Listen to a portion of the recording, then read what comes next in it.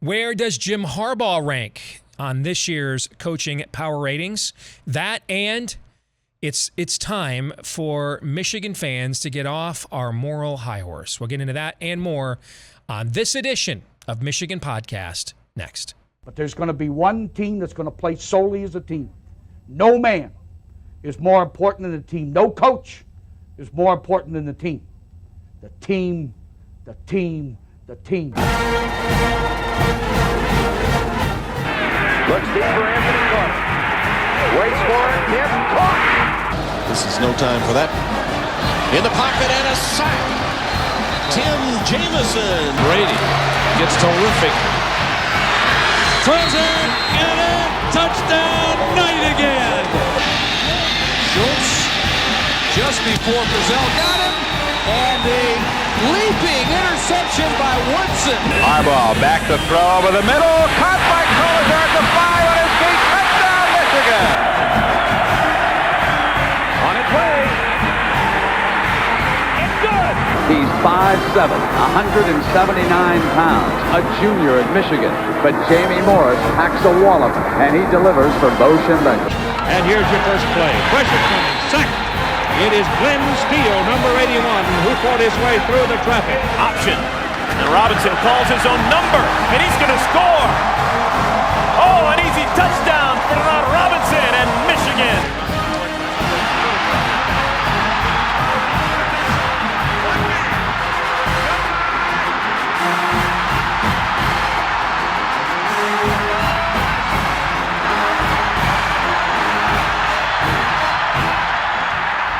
Win it.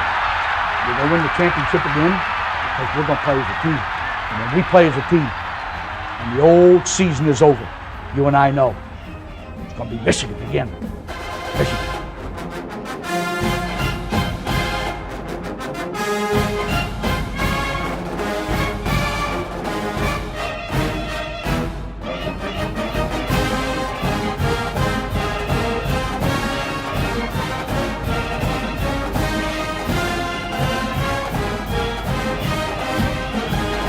Go Blue, I'm Steve Deace. Welcome to this episode, our current new episode of Michigan Podcast. Hope you're having a great summer. Coming up in the next segment of the program, our good friend Mark Rogers, voice of college football, also has a fantastic YouTube channel. He'll be joining us for the 10-Minute War, and we'll take a look at my 2021, I keep wanting to skip a year, tells you how much I'm excited about this coming season.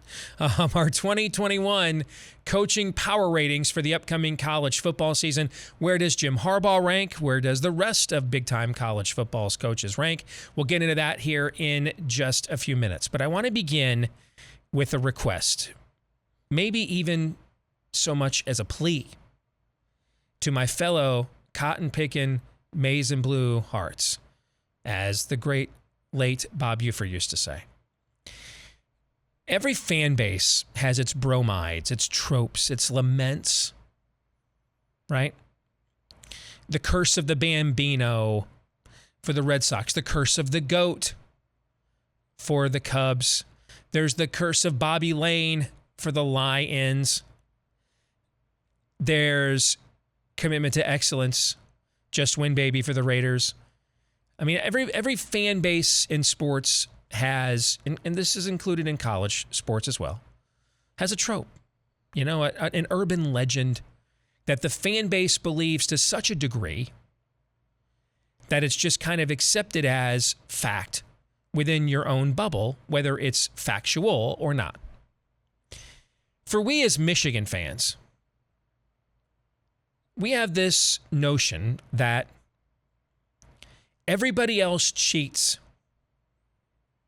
Well, specifically all the schools to the south of us that beat us, although these days the schools to the north of us, east and west of us too are beating us. But every school to the south of us that routinely overachieves or outachieves us is doing so for some nefarious or reasons of skullduggery. They are cheating. And we don't win championships around here anymore in football, at least not for the last 15 years and counting. We don't do that because we believe in honoring the rules. Which is weird because they don't sell we obeyed NCAA rules gear at the M-Den. At least I've never bought a didn't get investigated by the NCAA this month shirt. I've never bought one of those. Maybe you own a those who stay won't get investigated by the NCAA banner. I've never heard of it, but cool. Good for you. This to me has been an excuse for a long time anyway. And it's a separate conversation, but I frankly don't care. I don't. Other than the tax ramifications, I mean, it's a violation of law, and maybe, if it's happening, the IRS should call. But I don't care if Dabo Swinney and Ryan Day are just literally pulling blank checks out of their wallets on campus, offering them to recruits or current players and saying, fill in the dollar amount. I don't care. In no other human pursuit on this planet is it considered to be immoral, wrong, unethical for people of wealth and privilege to provide for people with less of those things who also happen to be providing them a service, especially when the service entails at any point I could get a brain injury or my spinal cord could snap. I mean, football is dangerous. One of the reasons we love it, that's breaking. Football dangerous. But I don't really understand why it matters if Jim Tressel got some guys some cars for risking a spinal injury playing football. Why do I care? Why is that immoral? Who cares? That's David, NCAA. Nobody freaking cares. The NCAA doesn't care about its rules anymore. But that's a separate topic. And it's not nearly as serious as the one that is going to prompt what I'm about to say. For decades now, we have learned the University of Michigan played host to a fiend and a predator, infamously given the nickname Dr. Anal. He molested, assaulted, scores, untold amounts of student athletes, in the hundreds perhaps, maybe more. We've yet to learn the full scope of this sordid escapade. This tragedy is still unfolding. I also believe it is way too early to assess blame.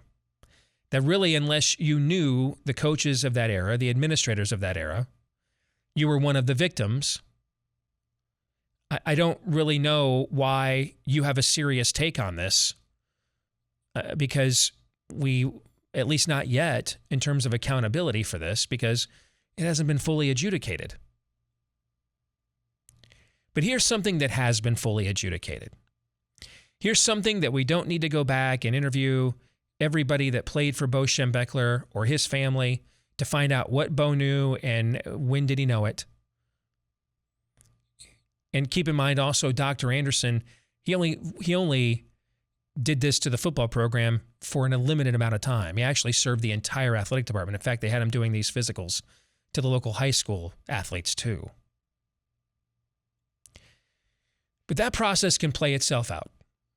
And then we'll make determinations after the victims are made whole. That should be the priority. We'll then make determinations of what kind of accountability ex post facto is or is not required.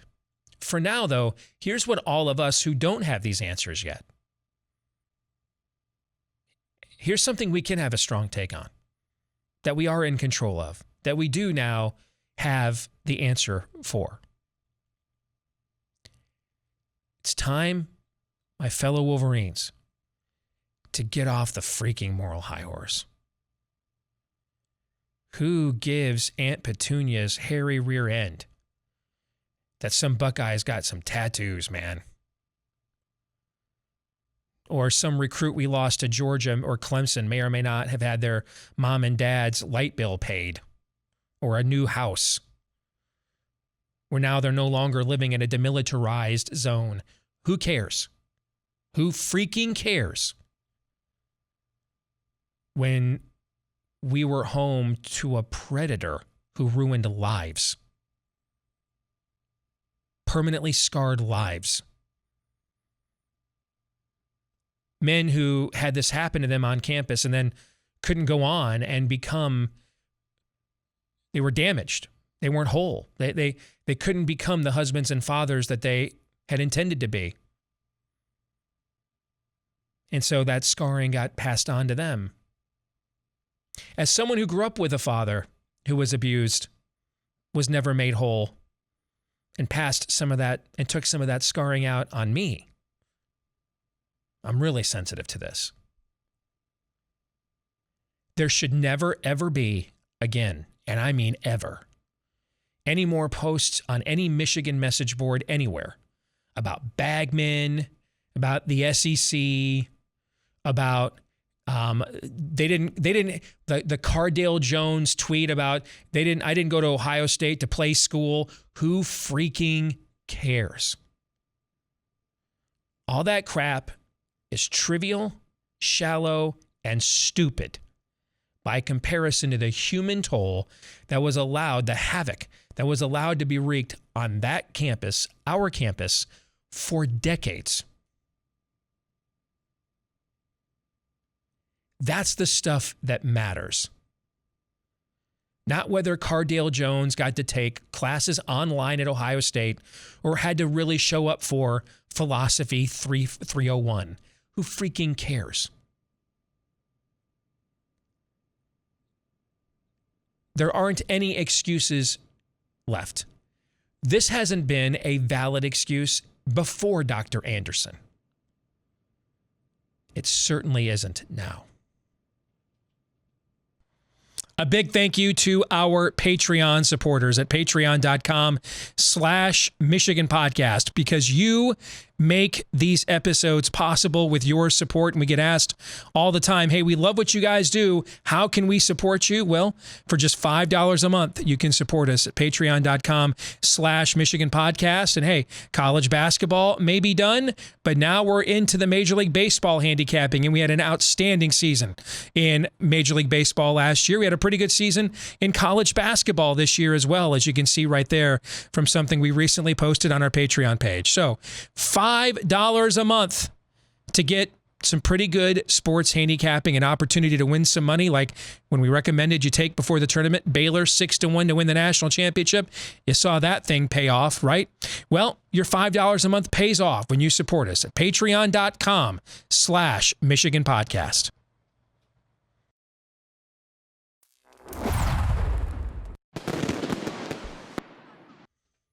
Another edition of the 10-year war here on this latest edition of Michigan Podcast, and a great time to unveil our 2021 annual coaching power ratings for the upcoming season. And who better to do that with than our good friend and one and only Reasonable Bucknut.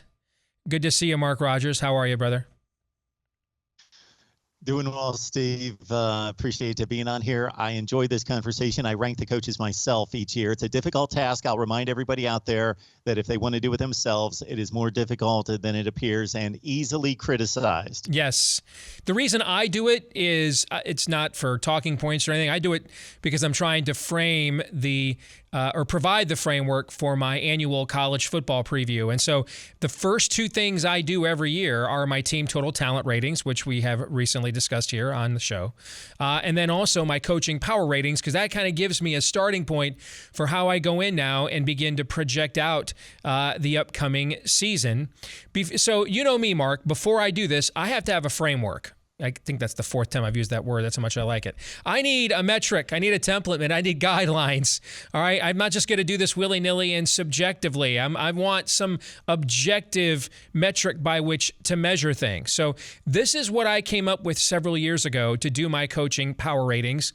A coach can score a maximum of 31 points, all right, in this metric. So let me lay this out for you in the audience, Mark, and then get your take, okay? So the way these work are Power 5 head coach overall resume. That's the very first criteria, and each head coach in the Power 5, including Notre Dame, so that's 65 schools, gets a score of 1 to 10 based on what each head coach has done strictly as a Power 5 head coach. That's just all that metric is. Next, we then look at their non-Power 5 head coaching overall resume. This is where we assess what each coach has done, either as a group of 5 head coach, a Power 5 top assistant, an NFL head coach, assistant, etc. And we rate that on a scale of 1 to 5 so that it is not rated higher or it's weighed and measured as much as what they've actually done as a head coach in the Power 5 level, which is the most important thing of them all. Our next criteria is what we call the current coaching trajectory. This is where we're assessing whether the needle for the next 4 years or a full recruiting cycle is pointing up or down at this stage of each coach's career.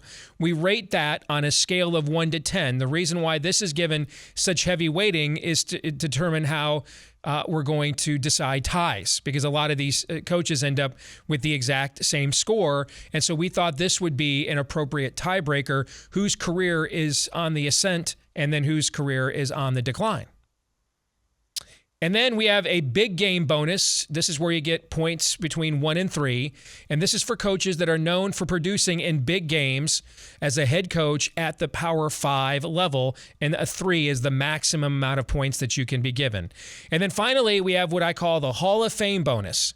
Coaches that are obviously destined for the College Football Hall of Fame, that's for college coaching only, based on their accomplishments up until this point, meaning they did nothing more in the upcoming season. Their resume as it stands right now would have them in the College Football Hall of Fame.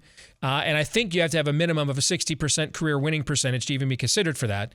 You would automatically get 3 points for a Hall of Fame bonus. So your thoughts on the metric that we came up with a few years ago to determine this, Mark? Yeah, so let's start with the model, and I will start with what you just notated there, the Hall of Fame. So I'm not understanding why that needs to be a category, just because isn't that redundant and basically a reflection of all the other categories put together? And there's certainly a status of Hall of Famers. There are levels to Hall of Fames. When Nick Saban reaches the Hall of Fame, that will supersede just a ton of guys that won 65% of their games and went to bowl games most of the time. So I'm just thinking that maybe the Hall of Fame metric is a bit redundant. That's an excellent question. And you're right, when it comes to Nick Saban, it is redundant. But this is what we do with the coaches like Mac Brown, who just came out of retirement, Kirk Ferentz, who's kind of been on the throes or edge of retirement for several years now.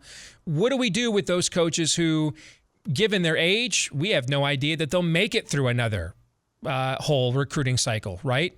And so right now, if you had a choice, would you rather have pick a guy that had a breakthrough season last year that wasn't already a hot commodity? So Matt Campbell is out.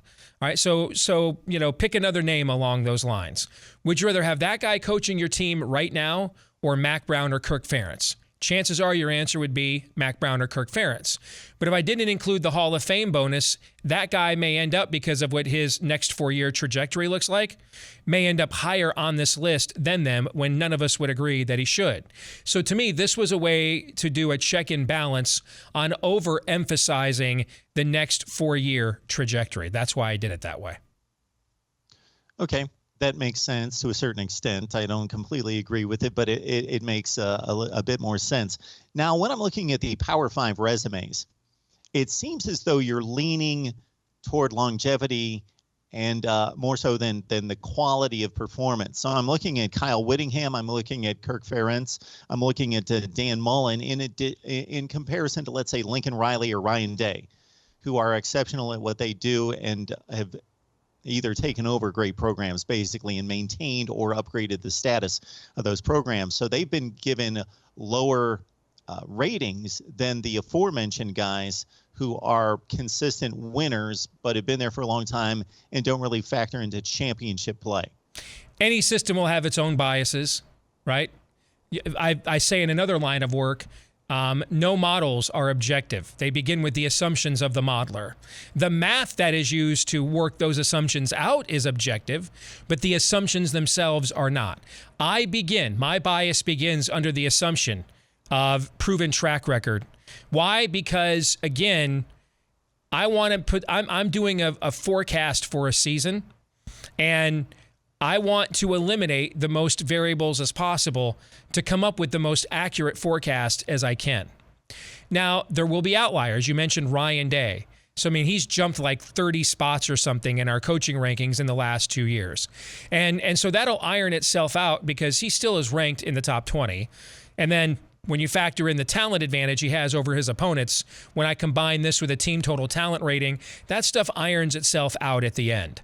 I'm not really so much concerned about it. There's more of a concern underrating Ryan Day after year one than there is after years 2 and 3, because again, those things just tend to iron themselves out as this metric plays itself out in ensuing seasons.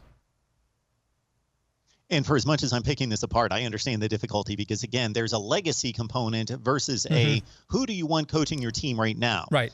And we don't necessarily have a classic example of it, but I'll take us back 10 to 15 years and say if Bobby Bowden and Joe Paterno were still coaching, but they were on their last leg, there would be this, well, the all-time great factor versus do you want them coaching your program to win championships right now? Not necessarily. So that is difficult. When you've got, so you're putting more weight, let's say, on the Power 5 experience versus the Group of 5. So if you take Jim Harbaugh, his previous success in Power 5 play was at Stanford 10 years ago versus Scott Frost coming off the successes that he had at UCF, but that's minimized in your model because that was on the Group of 5 scale. Correct. And Jim's success, though, in the NFL is factored into that, too. Keep that in mind. All right, so if you look at that criteria, the reason that Jim's rated higher than Scott Frost with that criteria is because to this very day, amongst guys that have coached at least 4 years in the NFL, he's in the top 5 in all-time win percentage of the National Football League. So that gets factored in to that metric as well. Should we show the folks some of the list? Let's go through these names. Sure. Do you mind? Let's go to it. All right, we'll go through these 10 at a time. These are, going into this season, my top 10 coaches, and you can see where they factor in on the criteria there. Dabo Swinney comes out ahead of Nick Saban, but it's strictly because I just think it's more likely he's coaching another 4 years, right? I mean, so that's your tiebreaker. In every other metric, Nick Saban eclipses him, but I think just because of when you get to the tiebreaker of trajectory for the next 4 years, I just think it's more likely given age, Dabo Swinney is still doing this 4 years from now, than Nick Saban is. But they come in tied. That's the only reason Dabo is rated ahead. And then you can see that there's a clear line of demarcation, because when we're talking a 4-point separation with only 31 points possible, that's actually a fairly substantial margin. And you can see things are pretty much bunched up from there. I mean, like you're bringing up the complaint that I have Ryan Day underrated. He's 8th, man. 8th. Okay, a guy that's heading into his 4th season from a program he just inherited that was already going 100 miles an hour in the slow lane. I don't know. I kind of feel like Ryan Day's treated pretty fairly in this model, but what do you think? Well, I took a hit for rating him 2nd in the Big Ten to Pat Fitzgerald. So you've got him rated ahead of Pat Fitzgerald on that scale, because the other just component that's impossible to determine down to a T is just the different conditions that each coach works under and the different levels of talent. To compare a coach at Northwestern versus a coach at Ohio State and the resources, facilities, and talent is very difficult. I'm intrigued by the big game component there as well, because what a big game is at Iowa versus what that is at Ohio State in the same conference is completely different, at least in my eyes, or in the way that the programs are run and the expectations, because you've got Ryan Day. I'm going to go to my guy again here. Ryan Day's got a 1 in the big game category, and he's winning Big Ten championships. He's undefeated in conference play, but I guess those are givens. Penn State, to some extent, Michigan, those wins those are given. just givens now. Yeah. He's winning conference championship games against Northwestern and Wisconsin, and he's playing well in the college football playoff aside from a blowout loss to Alabama. Yeah. Versus Iowa. Yes. Yeah. Ferentz, he's basically his big games every year now are Wisconsin and Minnesota. Yeah. Northwestern or trying Iowa to State. win a division championship. Yeah. But we again, I've got Ryan Day rated ahead of Kirk Ferentz. I've got a guy with 3 years of Power 5 coaching experience ever. The number 8 coach in the country. I kind of feel like this metric, it works out pretty good. I mean, if I do what you're asking me to do, he jumps to like 6th, so like 2 spots. I mean, I think that's a variance I can live with for a successful model. So to me, I think if Ryan Day was 14th or 15th, then I think we'd have a stronger conversation. And if you look at Matt Campbell, for example, you're talking about a program at Iowa State that hadn't even finished in the top 25 since 2000. Prior to that, it hadn't finished in the top 25 since 1978. It had only won 9 games in a season, in a regular season, not counting a bowl game, something like twice in all of school history. But a lot of his score is he has a Lincoln Riley, Kirby Smart kind of next 4-year, Ryan Day kind of next 4-year trajectory because of his age. So whether it's staying at Iowa State or taking over a Michigan or Penn State in the future or going to the NFL, there's a lot of jobs you'd like right now in America. Matt Campbell agent would be, Mark, one of them, if you know what I'm saying. There's a high ceiling, good growth potential in that industry in the next few years. Oh, I'm picking it apart. I'm being nitpicky. I like the model. I think it's good. I have a few small exceptions to it, but I think it's really good. I will say, or maybe ask this question, in the trajectory category, I'm guessing that intangibles kind of come into that. That's where you get to interject a little bit of just a look at context of the program. So I'll bring up Dan Mullen, for example. Dan Mullen, he had the most uneven season of any college coach in my thinking last season, because if you would have said, okay, he beats Georgia, he wins the East, he plays Alabama more competitive than anyone. Great season for Dan Mullen. But they went like 8-4 or something, yeah. But he acted like a knucklehead in so many different ways. The bowl game debacle, the LSU game debacle, the Missouri incites a bit of a scuffle there at midfield. He complains about Texas A&M and too much crowd noise after a loss there with 22,000 people in the stands. He just had a lot of misgivings. So I'm guessing that allows you, the trajectory component allows you to kind of weigh in some of those judgment calls. Yes, it's the most subjective of all the criteria. By far, which is also why it is the tiebreaker criteria, because that's at some point something's got to settle the tie, and since I'm putting my name on it, and therefore I'm the one that will get the blowback for it if it's wrong, that something will be me. Let's get to the next 10 coaches on this list. All right, so there's the aforementioned Dan Mullen at 11, Kirk Ferentz, Gary Patterson, Pat Fitzgerald, Mario Cristobal has made a huge leap, but you can see his score is the same as Paul Chryst, Mike Gundy, Ed Orgeron, David Shaw, because again, you know, Mario Cristobal was not great at Florida International.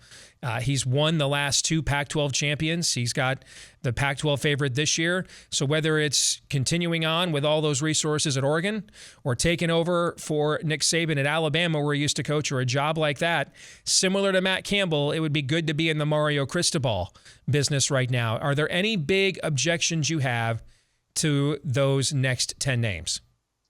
I don't. I do have a question. Do you get to the conclusion of this process and see somebody listed over somebody else and think, I know this is the way the numbers played out, but I would not take that coach over that coach. Therefore, I'm going to tweak the numbers. It has to be really extreme. I did it my first year because some things just didn't make sense. And that's when I realized that one of the things that didn't make sense is when you had a coach coming out of retirement like a Mac Brown, I needed to account for that. Okay. And so that's where the Hall of Fame bonus was added in the last couple of years of doing this, in order to account for the fact that Brett Bielema is walking in here with a resume. You know, we may not think the Illinois job's any better than it was a year ago at this time, but in terms of the caliber of resume that Brett Bielema is going to war with in Champaign, compared as a college coach compared to Lovie Smith, it's just not even comparable. So we have to account for that to some degree. Does that make sense? Sure. Yeah, but that's absolutely a great question. It is. All right, the next 10 names. Now we're kind of getting into the middle tier of college football coaches. There is the name I just dropped. Brett Bielema shows up at number 21 on this list, although his score is essentially tied with Jim Harbaugh and Chip Kelly. I didn't intend this. CBS's coaches ratings that they do every year had Harbaugh 23rd, He's 22nd in mine. I didn't intend for that to occur. It just worked out that way. Steve Sarkisian, the guys in italics are new coaches at that school.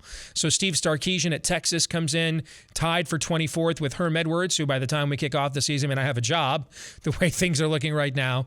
And then also on this list, we've got the two state of Mississippi coaches, Tom Allen, who's one of the biggest jumpers from last year's ratings, solid, steady, not spectacular, Mark Stoops, and then PJ Fleck at Minnesota. The dichotomy is just fascinating to me concerning certain coaches like Jim Harbaugh, but I'll since we talk about him all the time, I'll go to Chip Kelly, because here's a guy who took a program and brought it to the elite of college football. Mm-hmm. But that was 10 years ago. So what do you do with that guy? Right. You've got a metric to play it out and weigh the positive versus the negative, the past successes versus the current failures. But most people just rank, and so I like the way you attack it. But Chip Kelly fascinates me because here's a guy that won 90-some% of his game conference at another stop, and then 10 years later he's failing currently at UCLA. So what do you do with a guy like that? And if I was CBS Sports, I would need to come up with this metric, because I've got Tom Fernelli, you know what I'm saying? I've got Barrett Sallee, Dennis Dodd. I've got 7 or 8 accomplished college football writers. Just have them give me their opinion. Do it like a top 25 scale, right? 1.65 points for first place, 64 for second place. And voila, here's the consensus of guys who do this fairly respectably at a high level. I'm just one guy, and nobody gives a crap what I think. So I had to come up with an objective metric. All right. The next 10 names on our list of our college football coaching power ratings: Bronco Mendenhall at Virginia at 31, Chris Kleiman at Kansas State, Clay Helton at USC, Greg Schiano and Rutgers. They're all tied there at 14 points. But Mendenhall, with coaching trajectory, gets the tiebreaker. Narduzzi at Pittsburgh, Clawson at Wake Forest, which I am surprised. He's the coach the last couple of years. If I was going to put my thumb on the scale, as you just asked me, he'd be higher because of what he's been able to do consistently at Wake Forest, including after losing Mike Elko, a celebrated defensive coordinator. They haven't really skipped a beat there. But for whatever reason, my metric kind of always just has him firmly ensconced right in the middle. Manny Diaz, Jimmy Lake going into his second year at Washington. Ditto for Mike Norvell at Florida State. And then Dave Doran has jumped about 15 to 20 spots at NC State after the surprising season they had last year. Your thoughts, Mark?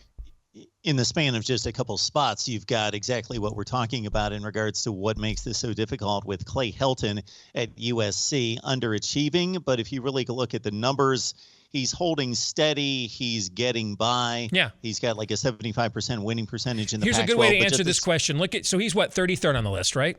I think, right? Yeah. Let's look at the previous 32 names. Would they have done any worse at USC than he has done? I would argue they all would have done better. So. All right, But that's the way that you would, or like 28 or 29 of them clearly would have done better. Like we could argue Clay Helton should be 39th. We could argue he should be 29th. Even though that's a top 5 job in college football, no one would argue that he should be 9th. Fair? Yes. Yeah. Yes, and it's razor thin once you get into this middle to low tier. And yes, David Clawson being a few spots away from Clay Helton just speaks to the difficulty of the assignment. Right. If we polled college coaches, I think Dave Clawson would rank ahead of Clay Helton in an anonymous poll of college coaches easily. So Clawson is my red pill in the matrix. I for whatever reason, he just underperforms in this metric on a consistent level, and that's a guy that I always look at and think, I think he should be rated higher than what this comes up with. But if, with all due respect to the great people of Winston-Salem, if the one school I consistently undervalue in my metric is Wake Forest, I'm going to go ahead and live with that variance, Mark. All right. So, yeah, it's a pretty quiet fan base. You're not going to hear too much of a stir out of them. Right. All right. Our next 10 coaches we're going to take a look at. This is a mixture of going to be now guys that are unproven or guys that are in trouble Scott Satterfield at Louisville, who looks like he's lost a lot of the momentum that he had. Neil Brown, who had a nice second season at West Virginia. David Cutcliffe, he would fit that mold of a guy that's clearly on the downside. Jeff Hafley at Boston College took a big leap from where he was a year ago. Justin Wilcox, Eli Drinkwitz took a nice jump from where he was heading into his first year. Dave Aranda, Jeff Brom at Purdue, who it looks like they've lost their momentum there. Jonathan Smith at Oregon State, and then Carl Durrell at Colorado. So, yeah, if we're doing this a year ago, Scott Satterfield was coming off a bowl season, lifting a program from 2-10 to 8-5. And here we are a year later, and 11 games means a whole lot in college football. So going 4-7 drops him considerably. David Cutcliffe, that's an interesting case because he goes to Duke. Nothing's ever expected of Duke football. They win 2 or 3 games. He has a rough time getting that thing going, but he finally does. And for about 5 or 6 years, they made an ACC championship game. He's winning 7 and 8 ball games a year. And now over the last 4 or 5 years, they're back on the downslide. But he's such a respected guy. He's a guy that if you would go out and talk to people in the industry, they just have the highest regard for David Cutcliffe. Let's look at the next tier on our list here. We go next to Justin Fuente at Virginia Tech, Mike Loxley at Maryland, Brian Harsin at Auburn, debuts at 53, Sam Pittman at Arkansas, Scott Frost at 55. If I would have said when he was hired, he'd have been 55 heading into year 4, everybody would have thought I was nuts. So if I would have said Jim Harbaugh would have been 22nd heading into year 6, everybody would have thought I was nuts. But here we are. Mel Tucker at Michigan State, 2 new coaches, Lance Leipold at Kansas, Josh Heupel at Tennessee, Nick Rolovich at Washington State, Jeff Collins at Georgia Tech. Let's go ahead and do the final 5, Aaron, if we can. Just put them together. Dino Babers at Syracuse, who has a phenomenal agent, which can only explain why he is still employed. He must just have a Byzantine, draconian buyout. Jed Fish, the new hire at Arizona, who may end up being the most senior coach in Arizona here in the next few months. Matt Wells at Texas Tech, also coaching for his job. And then 2 new coaches, Clark Lee at Vanderbilt, Shane Beamer at South Carolina. What stands out to you there about the final 15 in our power rankings of coaches for this season? Mike Loxley inherited a pretty good roster at Maryland. He's recruited well. He's not won anywhere. You mentioned one of the worst winning percentages in history, going back to his previous job at New Mexico State, doing a deplorable job on the field. The results at Maryland, he needs to win quickly. All right, final thing, Mark, before we let you go. Put you on the record. And maybe a year from now, we'll go back and replay this clip. All right, when we have the 2022 coaching power ratings. Which of those 65 coaches will make the biggest jump and biggest fall, do you think, in next year's coaches power ratings? Oh, boy. Brett Bielema, based on, let's say that I'm trying to recall where he was in the 50 I think he's 21 range. On the list. Oh, Yeah. 21. You think he's going to make the biggest fall? Once the reality of coaching in Illinois sets in, is that what you're saying? I don't think he's going to have a much of a... He's at his ceiling now, is what you're saying. Gotcha. I think it's going to be difficult for him to win at Illinois. And Chip Kelly's the guy that could rise or fall considerably. Either he's going to go off the chart because he's going to be gone, or a lot of people believe in UCLA roster talent right now and what he started to build, and then they looked much better despite their 3-4 record last year. That maybe Chip Kelly can contend for a division championship, maybe surprise some people and do something at UCLA finally. Those are good calls. All right, I lied. One more final question. Where is Jim Harbaugh on this list next year? Or is he even on it at all? What do you think? I believe Jim Harbaugh is going to retain his job, and I don't have a whole lot of confidence in saying that, but I think that this new reset, extension, new contract is going to give him another year where 22 is the final call. So 7-5, 8-4 is going to keep him around and probably drop him a bit into the mid to low 20s. Man, I hope they don't need season ticket sales next year.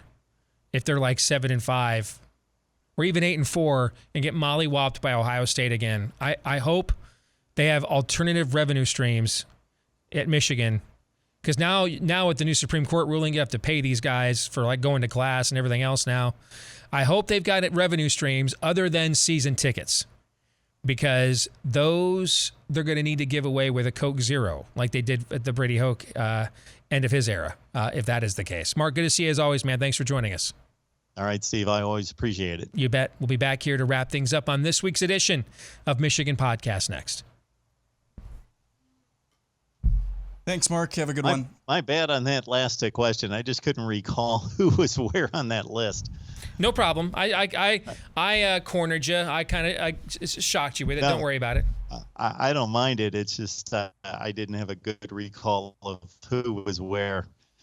All right. Thanks, Steve. You got it, man. Thank you.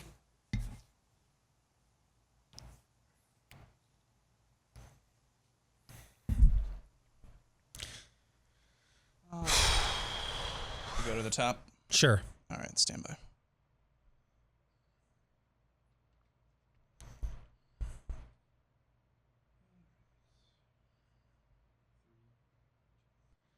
A big thank you to our Patreon supporters at patreon.com/Michigan Podcast, because you make these episodes possible with your support. And we get asked all the time, hey, we love what you guys do. How can we support you? Well, for just $5 a month, you can support us at patreon.com/Michigan Podcast. And hey, college basketball may be done, but now we're into the Major League Baseball handicapping, and we had an outstanding season in Major League Baseball last year. We had a pretty good season in college basketball this year as well, as you can see right there from something we recently posted on our Patreon page. So $5 a month to get some pretty good sports handicapping, an opportunity to win some money, like when we recommended you take before the tournament, Baylor 6-1 to win the national championship. You saw that thing pay off, right? Well, your $5 a month pays off when you support us at patreon.com/Michigan Podcast. This week's Twitter poll results, we asked you, will Michigan benefit from expanding the college football playoff? 46% of you said yes. I wrestled with whether to put this answer in there, but I decided to do it just to measure where some people truly are. It ended up being the second place answer.